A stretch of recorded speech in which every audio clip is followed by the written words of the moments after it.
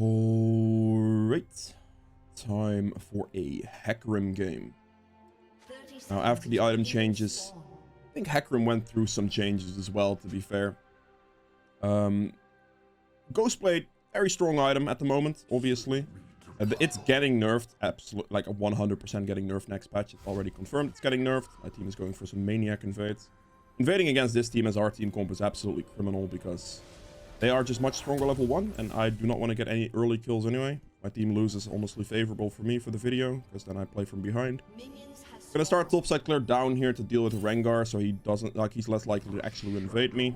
So that's what I'm gonna do here, and we'll just ward red buff to see if he does something aggressive or not. But yeah, Hecarim's items. I mean, Ghostblade again, strong build, face rush Ghostblade, sure. There's two problems with that build. One, it's getting nerfed because Ghostblade's getting nerfed. And the second one is it is pretty difficult to play with that build for the majority of the population. Because you have no room for error with that one. Like, you are so squishy now that, like, with the change, you can't take, like, Radiant Mythic either. You're kind of just super squish. So those are all things you really have to keep in mind when thinking about that build. And instead, they buffed Triforce significantly for 3-fold stack to now be in line with Conqueror, which means quite a lot. And then they also buffed steraks, which amplifies the Triforce, like base attack damage into bonus attack damage, which is beneficial for Hecarim. So massive changes, which makes just the champ easier to play compared to like a face rush Ghostblade type setup. And it's not getting nerfed. So I've been trying it like before I knew Ghostblade was getting nerfed, and it was already kind of feeling better in my opinion. But now it's pretty much just confirmed that, yeah, this is the way to go. Probably for the foreseeable future at least. You could still go Ghostblade. You could still go a very aggressive damage heavy setup. It is just, I don't see why when you can have a much more reliable build in a lot of game states, and especially against the tankier teams, right? Like if you're going Ghostblade or a lethality build against tankier teams, it's going to be an issue. So for the clear here, we're just making sure that we don't really drop our Q stacks as much as possible, really. That's all it really is, and we're just going to look for the full clear. But yeah, and a more in-depth explanation of all those item changes, where I also still mention like Ghostblade build setups for Hecarim and stuff, will be on the Patreon in the link in the description that you can check out. There will also be an item set for Hecarim there as well. So be sure to check that out if you are interested. Try to ghost here. And I just wasted my ghost. That sucks. See if I can make this. Because I'm pretty sure Rengar cleared like top side probably. Not happening. He insta recalled. That sucks. Well, I didn't get to make the Ezreal, at least the assist even. So that really unfortunate for me, I suppose. Oh well. Clear this here, and we should be good. I have my Q's charged up. I probably shouldn't go for this. I can go mid here. He just took a third hit. That's not good. And she still had flash. Wow. All right. I cast it in hard troll by taking a third hit there. That sucks.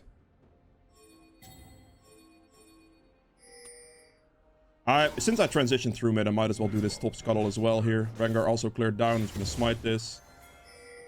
The Akali is not able to fight this. I have red buff. He doesn't. And I have my Qs charged up, so I should be fine. With the potion early as well to not have to deal with that situation at all. I'm dead. Good.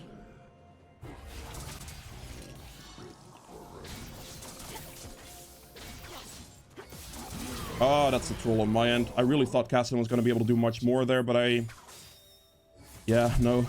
I can't, obviously. It's a Kassadin. That is a pretty big mistake on my end, I will say, honestly. Gonna wait 20 gold for my boots here. Get this first, because it grants movement speed and stuff, which is quite nice. Yeah, I honestly thought in that situation, like, she gets to hit me, but I figured Kassadin damage would be enough, honestly, to kind of make that a favorable trade for us, because it's still more damage into Akali. However, Kassadin did no damage, and I just heavily overestimated a low-level Kassadin for no reason, so I died. Which is not good. That's pretty bad for me, actually. I mean, it doesn't affect me that much. It more so affects mid lane, but still, you know, I don't really want to give Akali 2 kill, or like the double buff, sorry. Which I did. But that is definitely not too ideal. clear that. Just make sure I get my jungle camps cleared once again. Keep that tempo going as much as possible. Looking for like a level 6 gank on bot with ult as well, because they are both pretty easy to kill with that.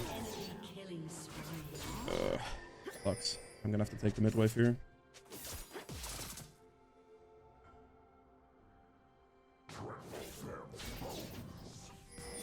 I can't really probably good enough.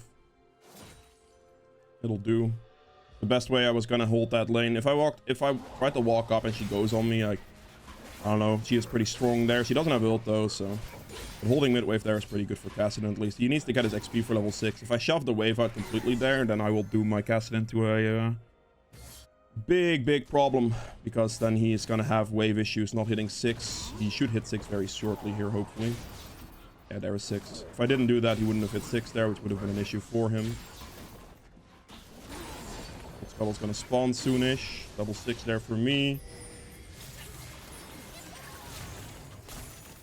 He's just dead again. Okay. Every time I go bolt, my Kai'Sa seems to just randomly pick up a kill, which is kind of annoying.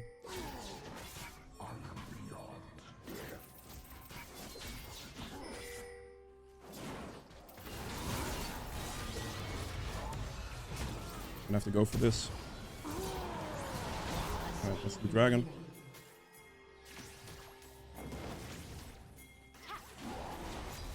Thank you. Appreciated Nico for holding my scuttle there on that one as well. Should be a free dragon because we just killed Rengar. Rengar will always take the priority over like anything there, so I will definitely go for him. Good.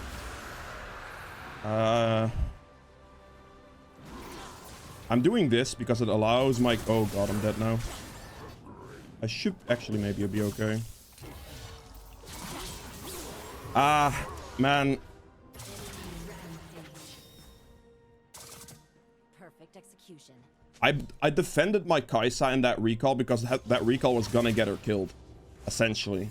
So because I defended my Kai'Sa, she gets the recall there, but I actually end up dying.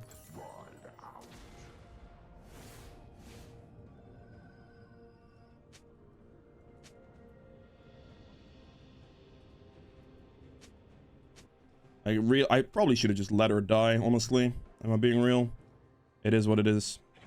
Mistake on my end. I'm gonna instantly check the Rift Herald first before I do anything else, because I don't want him to get it. Okay, we're running top. Nico with the rotation.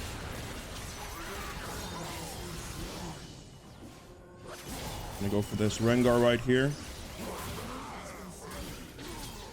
And walk with him. Very nice. Good flash from Herald as well. Just had to walk top lane situation there real quick. He has a fresh red buff, so I'm just gonna assume that that red's down, but we just killed Rengar, so the only play right here is just this Rift Herald. But Akali is rotating. My ult's gonna be up in like 20 seconds.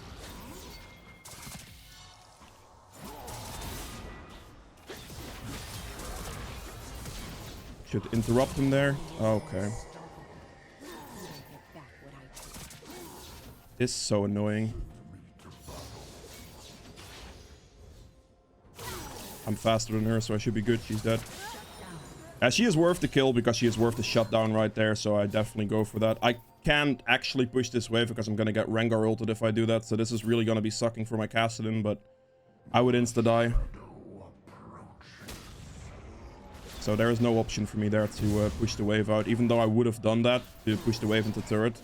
To help my Kassadin in that situation, it's just not good. I'm also chasing the Akali there for the reason that I obviously need that shutdown, want that shutdown over having the Rift Herald in that situation. That shutdown is worth a lot more to me specifically. 800 gold's massive. I'm gonna clear this and we're just gonna see if we can gank top. I have ult ready, so the wave is gonna walk up here. This should be a dead Yasuo. I should interrupt there, but this guy doesn't miss. Perfect. You cannot get CC'd or whatever in your ult dash thing, so that's good. I'm instantly backing and running bot. I have Trinity Force now. I'm gonna get my steel caps with that. And then we're gonna go for the Steraks Gauge next, which I should have a longsword for here. Good. WMAX second.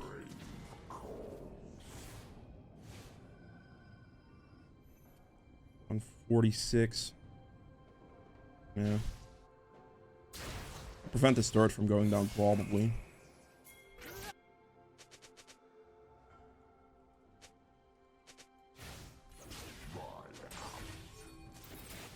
He's not teleporting. Hit the minion there to get in range. I have steel cap, so I should be fine here. As long as my Cassidy actually ended up TPing, which he did. Get the ghost here. I did get one shot by Akali, but hopefully that should be fine for a kill shot for them still. Fair play by the Akali there. Probably also teleported. But I'll take the trade. It's a 3-for-1. With the Cassidy TPing behind now, because it's now the 10-minute mark on the TP, which is good.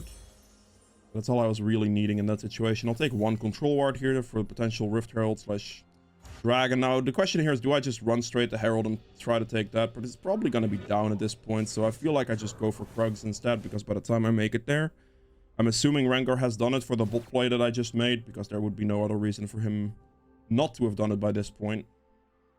If he doesn't do it here, then I guess... So it's going to be up in like 22 seconds. There's the Herald as expected, so walking there would have been pointless as expected as well. Gonna do red into a bot gank.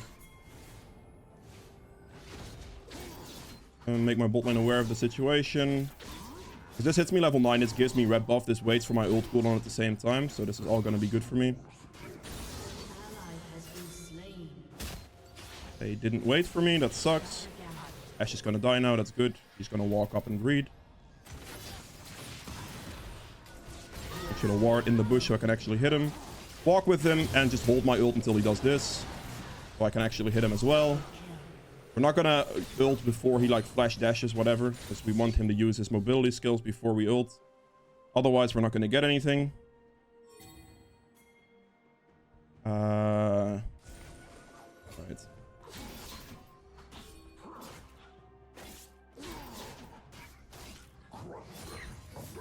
Trying to stay out of vision range of that thing, so if Akali does go on him, I can do something about this right away. Just instantly auto attack move on. Oh, okay, that sucks. I misclicked there a bit. Should have not auto attack moved that close to the minion wave, really. Oh.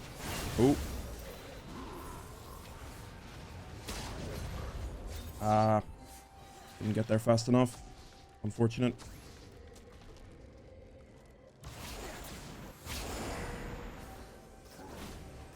Should be able to just start Dragon here, I would imagine.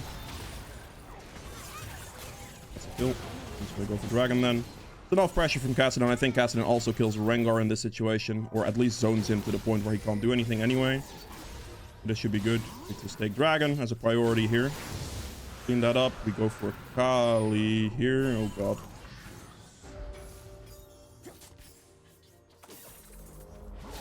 He doesn't have her E now, so this should be fine.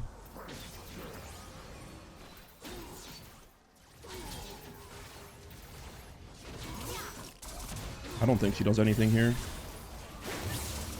She should be dead. I don't get the kill, but she tried to dash through, took a lot of damage. I just basically, because she wasted her E here, her entire potential to do something against me just disappears. And I could just, with this build especially, just sit on top of her because I'm not that squishy, you know? I don't have any risk of getting deleted off the map there. 320 on that Herald. Yeah, we're gonna probably have to recall soon because I should have my steraks very shortly here. It's gonna be 2,000 gold. It's a little awkward, but maybe you can go for Ashe here. But there is a control ward, so if I just ghost in, I should be fast enough. I'm gonna finish him off real quick. This should be acceptable. Barely got snared out of turret range. That's very lucky. That could have cost me a lot of extra health. Nice jungle gap Ruski on this one, I think. Alright, let's take the steraks here. And then... thinking just a cloth at this moment in time. For now, at least.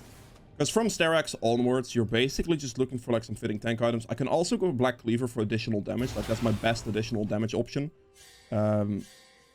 in general. It could also be a Shojin, potentially, in this situation, because they don't really have any tanky members on their team. So Shojin is absolutely viable here as well, instead of Cleaver, which I'm definitely considering right now as well.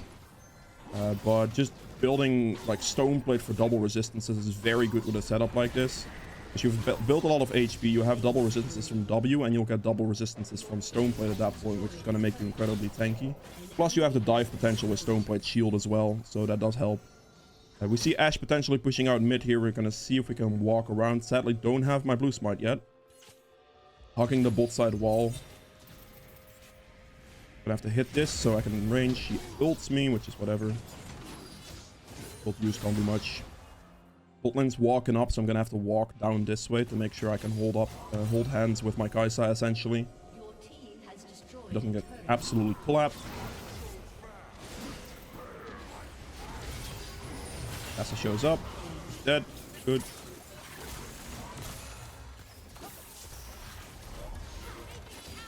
Didn't throw a snare. Interesting. She doesn't have Ashe ult, so I just run her down here probably. Ult. I kind of messed up my Nico's damage thing there. Alright, good. Dead. Take bot scuttle, and I will then... Oh, not even here. I guess I'll just take my bot side camps. Red's gonna respawn in like 20 seconds, so I have time to do my entire bot side now. Then reset, take the Rift Herald, and push up mid. Break the mid turrets, hopefully. Cassiding goes a little deep. My blue smite upgrade. This is not going to spawn yet. So we'll do Krugs into red here, and then we'll reset for Rift Herald.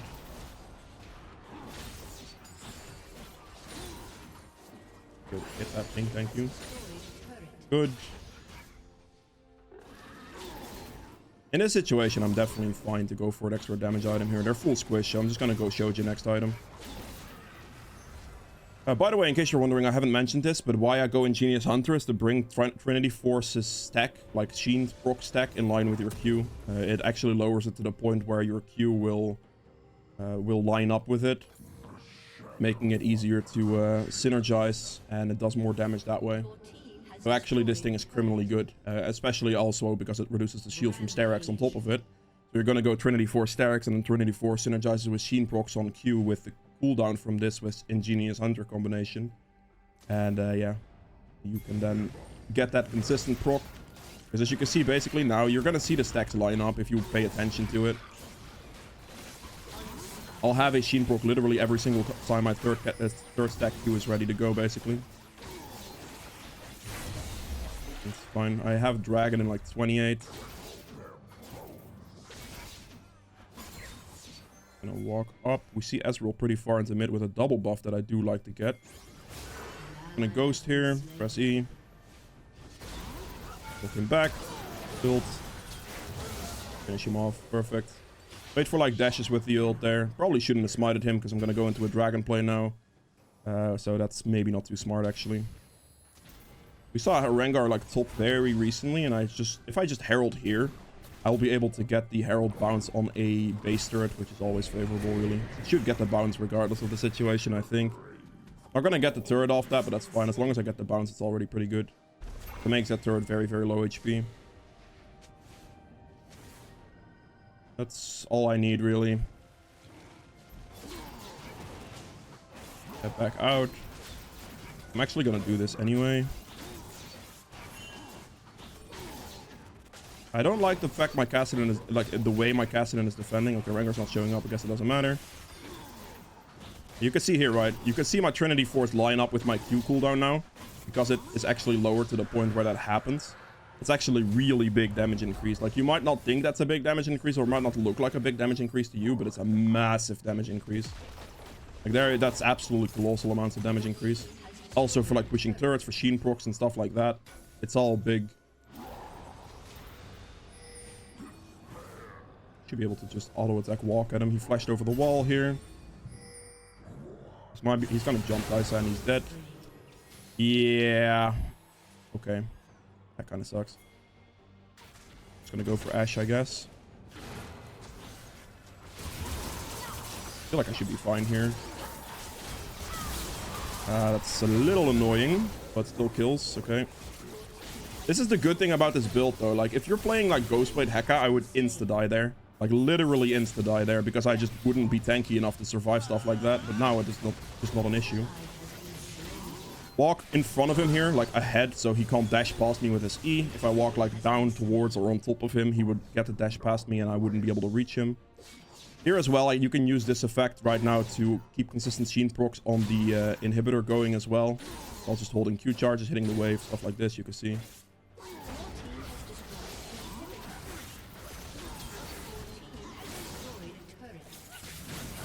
How are you not dead yet, man? I mean, I have steraks, so it doesn't matter. I'm not gonna die, but still. Okay. Here. I'm not sticking around there, man. I have no HP for this. No ult, no nothing. Ranger ults me once I'm dead. Kali ults me once I'm dead. Gonna take his camps wherever I can right now. Take the blue on respawn here. We can heal from these camps as well, potentially to help my team if they are getting chased. But yeah, no interest in anything else. I have like 3,200 gold here as well, so I do want to invest that right now. Do I? Okay, great. I should be fast enough to run. It's fine. Okay, well, I mean, I can't help them because let's be real here. What am I going to do? This is way too aggressive for my team. I mean, at this point, I might be able to help my Kai'Sa.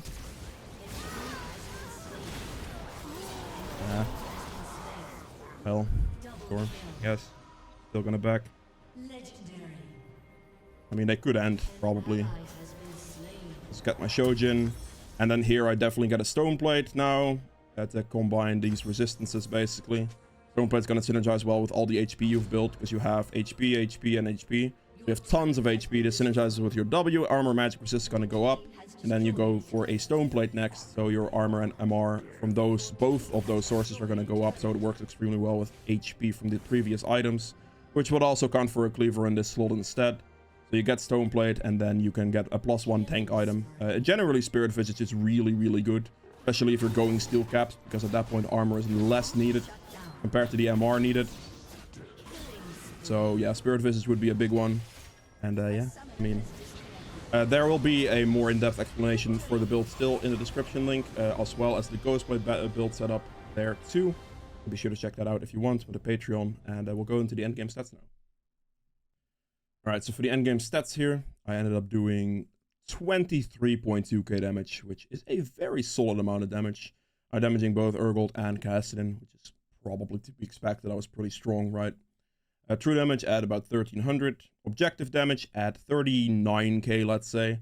Tried to keep on top of those objectives as much as possible, but in some situations, I believe I had to drop at least one Herald, I believe, for a different play, but still, not bad. Try to keep on top of that as much as possible. Healing done at 19.6. Damage taken at 30.3. We have self-mitigated at another 25.7. And that's also the nice thing about this build setup, right? You're much more durable than going like ghostblade, for example, with like steraks and all that type of stuff. So you're gonna get a lot of damage taken on top of just being able to do a lot of damage at the same time.